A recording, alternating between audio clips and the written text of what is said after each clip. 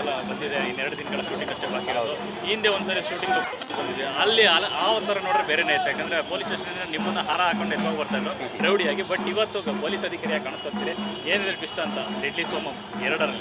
Deadly ಸೋಮ ಭಾಗ 2 ಇದು ನಾವು ಶುರು ಮಾಡಿದ್ದು ಡೆಡ್ಲಿ 3 ಅಂತೇಳಿ ನೀವು ಹೇಳ್ಬೋದು. ಬಟ್ ಇದು ಡೆಡ್ಲಿ ಸೋಮ ಕಂಟಿನ್ಯೂಷನ್ ಆಗಿರೋದ್ರಿಂದ ಡೆಡ್ಲಿ ಸೋಮ ಭಾಗ 2 ಅಂತ ಡೈರೆಕ್ಟ್ರು ಮತ್ತು ನಮ್ಮ ಪ್ರೊಡಕ್ಷನ್ ಟೀಮ್ ಎಲ್ಲರೂ ಕೂತ್ಕೊಂಡು ತೀರ್ಮಾನ ಮಾಡಿದ್ರು. ಇದೇನಂತಂದರೆ ಇದರಲ್ಲಿ 2 ಗೆಟಪ್ ಇದೆ, 2 ಶೇಡ್. ಮೊದಲನೇ ಶೇಡ್ ಬಂದು ದಾಸ ಅಂತೇಳಿ ಒಂದು ಕ್ಯಾರೆಕ್ಟರ್ ಇದೆ, ಅದು ರೌಡಿ ಗೆಟಪ್ ಬರುತ್ತೆ. 2ನೇ ಗೆಟಪ್ ಬಂದು ದರ್ಶನ್ IPS ಅಂತ. ದಾಸ ಆಗಿದ್ದವನು ದರ್ಶನ್ IPS ಹೇಗಾಗ್ತಾನೆ ಅನ್ನೋದು ನಮ್ಮ ಕಥೆಯ ಒಂದು ಮೇನ್ ಪ್ಲಾಟು. ಅದೇ ರೌಡಿ ಮಗ ರೌಡಿನೇನ ಅಥವಾ ಬೇರೆ ಏನಾರು ಆಗ್ಬೋದಾ, ಆದರೆ ಹೇಗಾಗ್ತಾನೆ ಅನ್ನೋದು, ಅವನಿಗೆ ಜೀವನದಲ್ಲಿ ಯಾವ್ಯಾವ ರೀತಿ ಚಾಲೆಂಜಸ್ನ ಫೇಸ್ ಮಾಡ್ತಾನೆ ಅನ್ನೋದು ನಮ್ಮ ಕತೆ ಇದೆ. ರವಿ ಸರು ತುಂಬ ಚೆನ್ನಾಗಿ ಕಥೆನ ಮುಗಿಸಿದ್ದಾರೆ. ಅದಕ್ಕೆ ನನ್ನ ಕೈಲಾದಷ್ಟು ಪ್ರಯತ್ನ ಮೀರಿ ನಾನು ಅದಕ್ಕೆ ಜಸ್ಟಿಫಿಕೇಶನ್ ಕೊಟ್ಟಿದ್ದೆ. ಸೊ 2 ಪಾತ್ರಕ್ಕೂ ದರ್ಶನ್ ಅವರ ಶೇಡ್ ಇದೆ. ಯಾಕಂದರೆ ಒಂದು ದಾಸ ಆದ ಇನ್ನೊಂದು ದರ್ಶನ್ ಅವರು ರಿಯಲ್ ಇಟ್ಕೊಂಡಿದ್ದಾರೆ. ಸೊ ಆ ಪಾತ್ರ ಅಂದಾಗ ಜವಾಬ್ದಾರಿ ತುಂಬ ದೊಡ್ಡದಿರುತ್ತೆ. ಹೌದು ಸರ್, ಯಾಕೆಂದರೆ ದರ್ಶನ್ ಸರ್ ಫ್ಯಾನ್ ಬೇಸ್ನ ಗೊತ್ತು. ಆಮೇಲೆ ಅವ್ರುಗಳಿಗೆ ನಾನು ಜಸ್ಟಿಫಿಕೇಷನ್ ಕೊಡಬೇಕು ಅಂತಂದರೆ ನನ್ನ ಹೆಗ್ಲ ಮೇಲೆ ತುಂಬಾ ದೊಡ್ಡ ಜವಾಬ್ದಾರಿ ಇರುತ್ತೆ. ನಾನು ಅದನ್ನು ತೆರೆ ಮೇಲೆ ಜನಗಳು ನೋಡಿದಾಗ ಅದಕ್ಕೆ ಫುಲ್ಫಿಲ್ ಆಗಿ ನಾನು ಅವ್ರನ್ನ ಮೆಚ್ಚಿಸ್ತೀನಿ ಅನ್ನೋ ಕಾನ್ಫಿಡೆನ್ಸ್ ನನಗಿದೆ. ಆ್ಯಂಡ್ ಪ್ರಯತ್ನ ಮೀರಿ ನನ್ನ ಕೆಲಸನ ನಿಷ್ಠೆಯಿಂದ ಮಾಡಿದ್ದೀನಿ. ಇನ್ನು ಮಿಕ್ಕಿದ್ದು ಭಗವಂತನಿಗೆ ಮತ್ತು ಜನತೆಗೆ, ಅಭಿಮಾನಿ ದೇವರುಗಳಿಗೆ.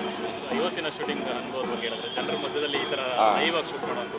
ಎಸ್, ಮುಂಚೆ ನೀವು ಫಸ್ಟ್ ಗೆಟಪ್ ಇಂಟ್ರಡಕ್ಷನ್ ಸಾಂಗ್ ದಿವಸ ಪ್ರೆಸ್ ಮೀಟ್ ಬಂದಿದ್ರೆ, ಇವತ್ತು ಸೆಕೆಂಡ್ ಗೆಟಪ್ ಇಂಟ್ರಡಕ್ಷನ್ ಸಾಂಗ್ ಮಾಂಟೇಜಸ್ನ ಸಣ್ಣ ಪುಟ್ಟ ಮಾರ್ಕೆಟಲ್ಲಿ ಮಾಡಿದ್ವಿ. ಆಮೇಲೆ ಗೋಯಿಪುರಂ ಗುಟ್ಟಳಲ್ಲಿ, ಇವಾಗ ಟೌನ್ ಹಾಲ್ ಮುಂದೆ ಸರ್ಕಲಲ್ಲಿ ಮಾಡಿದ್ದೀವಿ.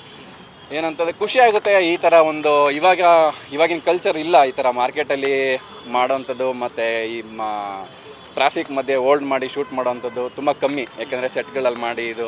ಬಟ್ ರವಿ ಸರ್ ಆಗಿರ್ಬೋದು, ನಮ್ಮ ಕ್ಯಾಮ್ರಾಮನ್ ಜಗದೀಶ್ ಸರ್ ಆಗಿರ್ಬೋದು, ಆಮೇಲೆ ನಮ್ಮ ನಿರ್ಮಾಪಕರು ತುಂಬಾ ಸಹಕರಿಸಿ ಪರ್ಮಿಷನ್ ತೊಗೊಂಡು ಎಲ್ಲ ಬ್ಲಾಕ್ ಮಾಡಿ ಯಾವುದೇ ಜನರಿಗೂ ತೊಂದರೆ ಆಗದಿರೋಂಗೆ, ನಮ್ಮ ಶೂಟಿಂಗಿಗೂ ತೊಂದರೆ ಆಗದಿರೋಂಗೆ ನಮ್ಮ ಚಿತ್ರೀಕರಣನ ಮುಗಿಸಿದ್ದೀವಿ. ಇನ್ನೊಂದು 2 ಡೇಸಲ್ಲಿ ಕುಂಬಳಕಾಯಿ.